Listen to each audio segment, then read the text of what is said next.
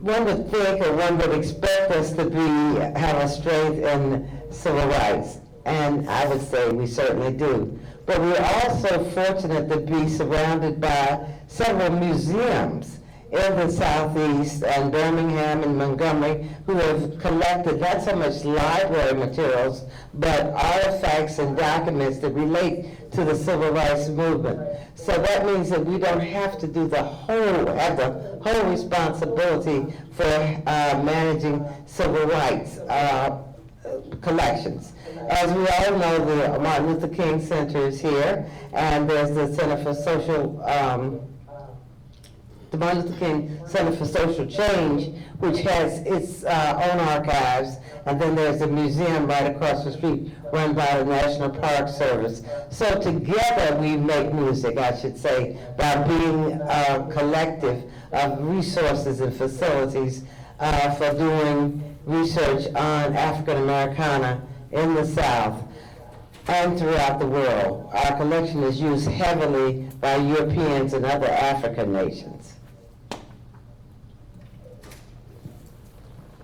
That's wonderful. And as we proceed with, in this very tough economic times, I think that the use of technology and the use of collaborative is so important, because in order for us as a community, as a research facilities to continue, we may have to look at what we're doing individually as well as collectively to try to reduce some of those costs. And today we're trying something very, maybe not unique to some, but unique for us, is to try to reach out to other facilities, other communities, and have these conversations.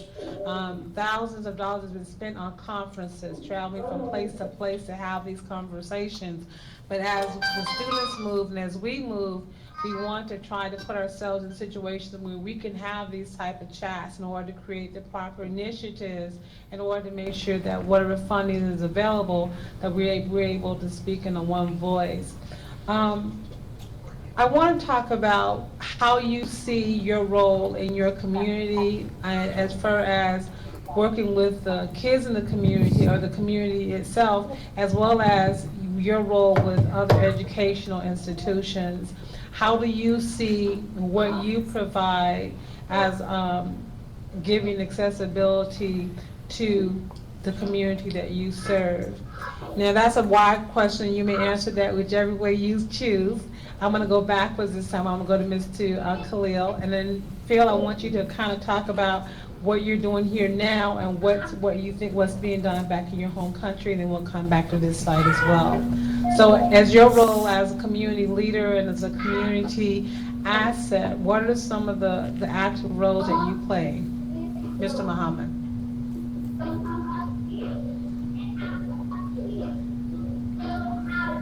Okay, we're going to get your mic, one moment. Khalil. Sorry about that. Perfect, there you go. Yeah. I want to say hi to Francine. I saw her in Tallahassee back in August, so it's nice to see you. Hi, Khalil. Yes. Well, that's a great question, because as you know, the Schomburg Center is more than a research library to the residents of Harlem and indeed to the broader New York community. So that means that there are high expectations for being a major cultural presence in the community, for providing a platform and a venue for engagement on all matters, political, social, cultural. We also, of course, have a performing arts stage, which means that we engage people in terms of dance, theater. We also use it for symposia and conferences. So the Schomburg Center serves many, many purposes in this community and is a very welcoming place for all ages. But one of the things that I'm focusing on right now is being more relevant to school-age children, particularly young adults.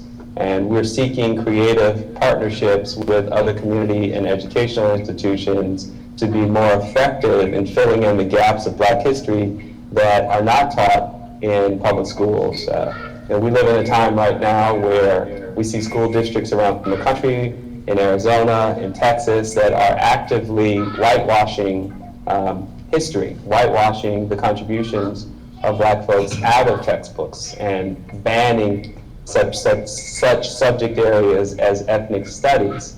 So the Schomburg Center, in my opinion, has a responsibility to respond to those trends both locally and nationally. And one way to respond is to make sure that school-age children are engaged and empowered with historical knowledge so that no one else can ever look them in the eye and tell them that they live in a post-racial America and their history doesn't count anymore. So with the New York Urban League, with the Harlem Children's Zone, we've started workshops that really meet kids where they are. As a former college history professor, I'm leading some of these workshops and talking to young people about the history of the criminal justice system, about the history of economic empowerment, about racial identity politics. And really, this is just an educational and community outreach effort with numerous partners. And we're going to be doing a lot more of that and trying to scale up that kind of work as much as possible. Phil, would you like to speak to that as well? Yeah, as I said earlier, we video conference cultural aspect, whereby people in the Europe, they'll happen in Ghana or other parts of Africa, and also see what is happening America. And this program is successful in helping the youth because cultural Africa. Because most of the youth over here, they don't know that even youth in Africa on shoes or clothing, they think that people still live on trees or something. So this program has been able to bring some eyesight onto a lot of this over here, Europe, aspect of it. And also our research, we have a computer training center, whereby we in youth in basic era and also vocational aspect that for their education. And even starting next year, we have a program like tuition free with People's University. I don't know whether some here that, whereby it's been funded by the Lincoln Foundation, whereby students who don't have to educate themselves on higher education to enroll in that. So we are trying to implement this in Ghana, whereby those in the rural areas who are not able to further their education will be able to learn more some of the aspects of that diverse information in level. So that's as well. Okay, so you're able to branch from what we're doing here to back in the urban parts of Ghana as well as to the outskirts as well, as far as identifying their needs? What was the question? The mic is a little bit low. Yeah, I'm just trying to make sure that, because I heard you say that you were reaching to some of the not so urban areas in Ghana in order to make sure that you're addressing their needs as well. Is that what you said? Did I hear that? Both are rural. Rural. Most of the times rural, like this person I did meeting here by a little bit of rural. We're based on what we are. And what is the name of your organization again? World Partners for Development. World Partners for Development. Okay. And you have a website, right? We have a website and we have choice on so many programs. Okay, we're gonna make sure we get a chance to look at it. We're gonna go very quickly to Arvin and then we'll come back to our host site here. Arvin, we're gonna also give you the same, your role in the community. All right, thank you very much. I was just sitting here listening to the response of each of the individuals, and I want to say ditto almost. All of those things are certainly some of the same efforts that we have done, and I think research libraries look at those various kinds of activities as things that are important. One of the things that I discovered when I came here was that this was an extremely rich collection of both secondary or printed materials as well as primary or resources that were created firsthand. And so the thing that made so much excitement was to begin to get people to really use the resources. I had a little slogan that said, I want to put Auburn Avenue Research Library on the map. I wanted to make sure that the wealth of resources, and this would not go into waste. So we started, we continued doing the same efforts, having exhibitions, various kinds of programs, but we tried to direct them toward encouraging the use of the resources. So if we had an exhibit, we tried to make sure that there were resources from our collection that could support it and then encourage the curiosity so that people would begin to want to use them more, or the films more, the music more. We have a very rich collection of recorded music. And I was saying, my God, is anybody using this? And we've made some strides. As far as youth are concerned, we like to think that we are developing the emerging scholar, the young person who is savvy when it comes to using resources to tell his own story. I often challenge the youth by saying, everybody's written about us. Let me give you a chance to write about yourself. Go up there and use the documents of Andrew Young, Hosea Williams, we have so many ladies in our collection. This one has just gone out of my mind. It's very interesting. The lady who founded the travel agency that took so many black people to Africa for the first time. Use their collections, use their photographs, and write stories, write documentaries, write plays, tell your own story. So we have been working with our young people in that way. We have a youth librarian, Mr. Dubé, who I just saw passing through here, but he is very astute at making sure that young people are not questioning what is an archive. So when I got in graduate school, I barely knew how to spell the word. That was ridiculous. These young people know. We allow them to touch the slave shackles. We allow them to touch the bills, the slave bills that sold one brother to another from the home of another. So these are the kinds of experiences, and I'll tell you, there's excitement. There's excitement when young people can touch things like this that they never touched before. We have maps of Africa going back to the 1600s. How many young people have had that opportunity? So we maybe get a little academic sometime, but we want to make sure that it's just as exciting as a video game, and we know how to do it. That's the way we're working with our youth and with our community. We're saying the county has not severely cut our spending budget. We're going to keep on getting the best resources. We're going to digitize what we can. We're going to make it available in every way that we can, but we want you to use it. I hope I've covered some of that community involvement. Thank you. Okay, Elena? I'm going to... Okay. Can everybody hear me? Yes. Yeah, everybody can hear me. Okay. I'm going to go quick because I know Khalil needs to get going. I know, he said 7 o'clock. For us, you know, we're a combination of a cultural center, public library, research library, and a variety of things. Well, we already, you know, have programs that we're working with kids. Marion, who is our host, is actually also our best friend. We work with Marion all the time for different children's programs. We're working with her for our exhibit project. We're actually having some of the kids come in once a week to learn a little bit in more detail about what was going on in Black Fort Lauderdale in the 40s. We also, you know, one of the things that I was a little bit concerned about when I got here is that over the summer we have what's normally just teen volunteers come in, and what they were normally doing was shelving books and things like that. And I said, you know, this is our opportunity to engage our youth a little bit more.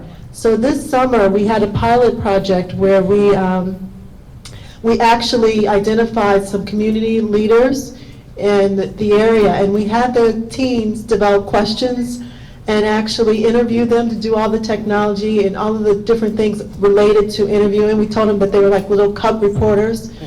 And what was interesting is when we first started talking to them about who were their mentors, who were they inspired by.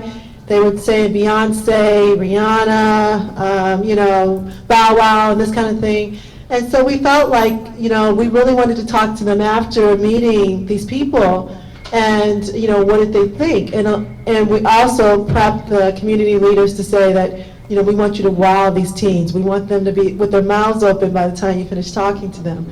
And actually, after the summer program was over, we found that, the teens were like, wow, I didn't even realize that we had such inspirational people really here right in our back door. And that's kind of what we want to continue to evolve on. We have the Urban League that's going to be moving right next door to us, and we're already starting to think about not just, just programs to be programs, but how can we just really inspire our kids to have resolve and all of those other life skills that they'll need beyond just going to college to just persevere throughout their lives. And so we're really excited about it. We're taking it one step at a time, but we're really happy about the summer program. And I was thinking, Khalil, that we would have the thing, we'll actually have the videos by the time you get here in January. And Francine, you're always welcome to come again to visit us. She's already been here a few years ago, but the invitation is always welcome for you to come again. And I certainly accept. Thank you. Well, I just want to share with you one of the impacts. When we were doing a tour with the kids,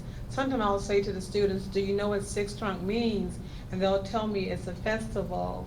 Our students are not connecting that, he was one of the first black doctors here in Fort Lauderdale. And we were looking at some of the murals. One of the students was looking at the beach protest, and she wanted to know what was it. And I says, well, these were people who were fighting for our right to be able to go to the beach. And she looked at me and she said, we couldn't go to the beach? And I was like, no, honey, we weren't allowed to go on all parts of the beach. We had a little part, but we could not just go onto Fort Lauderdale Beach. And she looked stunned. And, that's one of the things as adults that we're not really relaying to our kids how much have changed within our lifetimes, within the lifetime of their parents.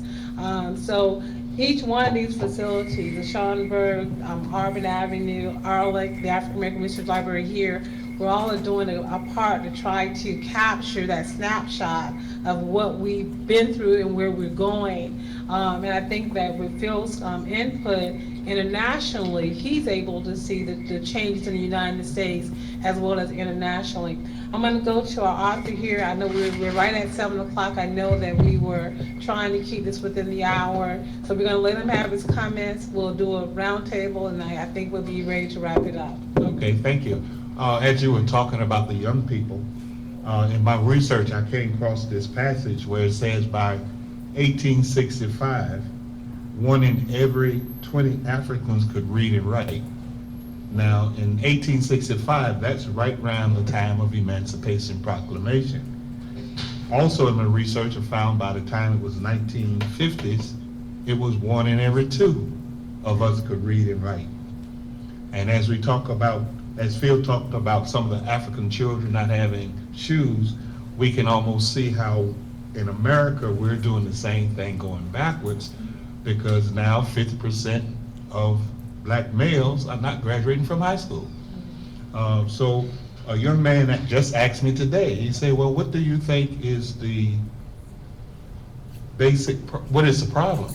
I said, we probably just have to go back to basics, and that's what this discussion has been saying. As Elena was just saying, young people are inspired and at awe when they find out how many different things our elders and our ancestors have done in their lives. And I think that's what I tried to do in this book, was to be able to get it so they can at their leisure become interested and inspired by some of these authors, writers, leaders, and these were just ordinary people. We talk about the sit-ins, the read-ins, the swim-ins, the kneel-ins. They say kneel-ins. I said, yeah, you couldn't go to church in certain places. So I tried to cover all of the different eras in the story, so it would be a complete story of the diaspora up to where we went. One of the important parts that I like about the story is what I put in the preface what happened in this 21st millennium would have made all of our ancestors smile. You know, we went from being the leaders, kings and rulers of the world, bringing civilization to the world, to being the most despised man in the world. And now, today, one of us is leader of the most powerful country in the world. That's quite a span that has happened in the African diaspora.